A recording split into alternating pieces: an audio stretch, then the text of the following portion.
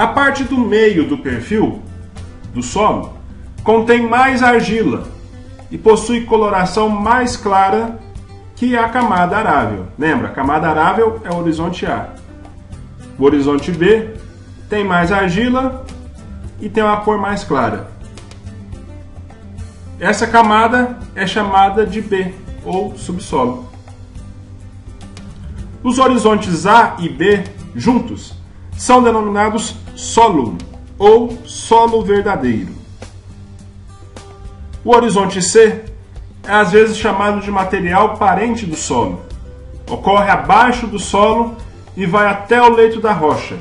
É aquele material que está na fase de transição. Ele ainda não se tornou solo, mas deixou de ser rocha.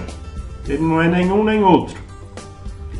Os horizontes A e B já foram parte do horizonte C, mas ao longo de tempos e pela ação dos fatores climáticos e dos organismos vivos, eles deixaram de ser um horizonte C e passaram a ser um horizonte A e B. O acúmulo de matéria orgânica no horizonte A, a gente vê que existe acúmulo de matéria orgânica do horizonte A e acúmulo de argila no horizonte B.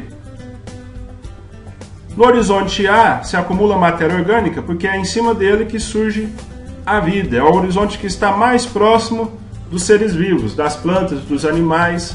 Por isso a matéria orgânica se acumula nele.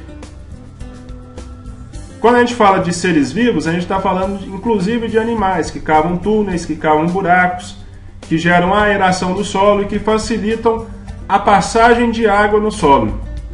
Quando a água passa pelo solo e leva consigo partes desse solo, ainda que sejam minúsculas, ocorre um processo chamado lixiviação, esse carrear da água de partículas ou de minerais ou de coisas pequenas.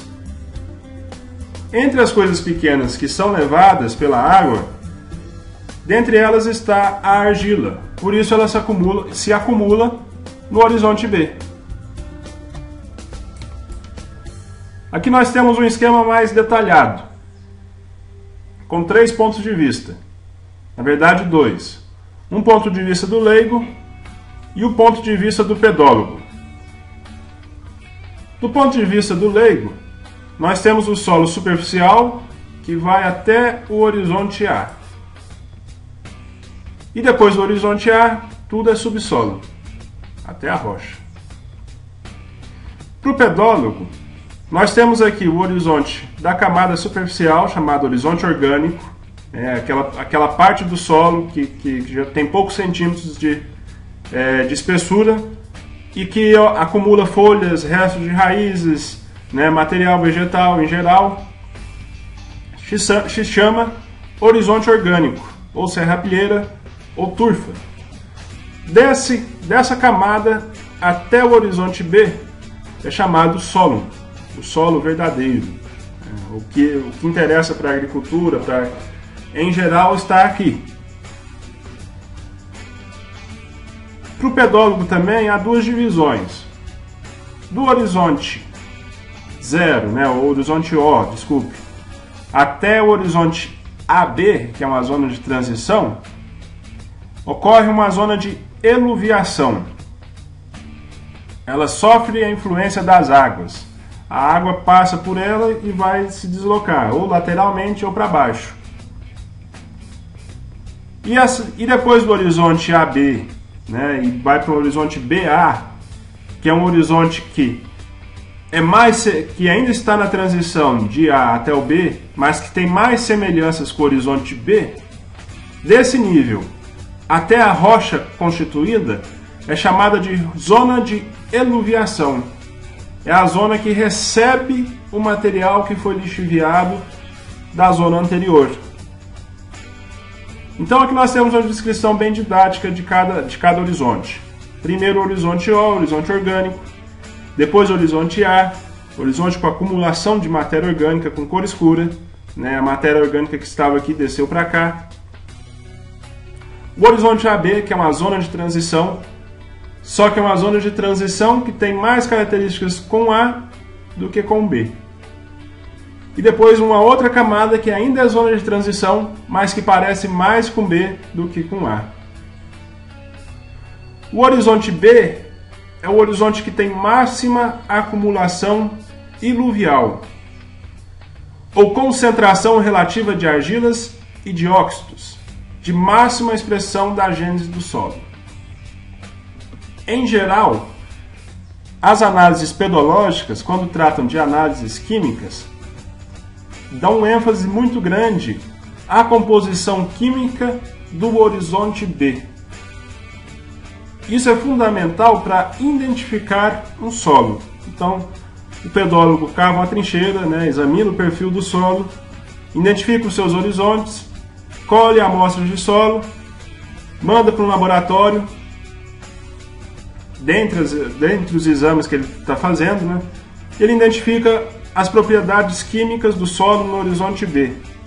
Isso vai os auxiliar na identificação daquele solo.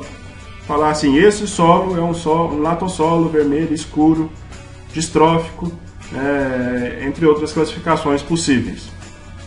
Depois do horizonte B, existe uma zona transicional para o horizonte C, chamada de horizonte BC. Depois disso vem o horizonte C, a rocha parcialmente decomposta, podendo corresponder ou não ao material originário do solo. Ou seja, aqui tem pedaços de rocha, não é horizonte B, e tem mais pedaços de rocha do que solo. Enquanto aqui tem rochas, mas é mais sólido do que rocha. E aqui tem o material original, a rocha consolidada. O tipo e número de horizontes de um perfil do solo são diferentes. Nem tudo está bonitinho, igual todas essas camadas, igual todos esses horizontes. Eles variam de acordo com o material de origem, variam de acordo com a vegetação, variam de acordo com o clima, com o relevo e com o tempo. Essa variação, às vezes não tem um horizonte ou não tem um outro. Essa variação que existe entre as camadas é que gera a classificação dos solos. Por isso nós temos tantos solos diferentes.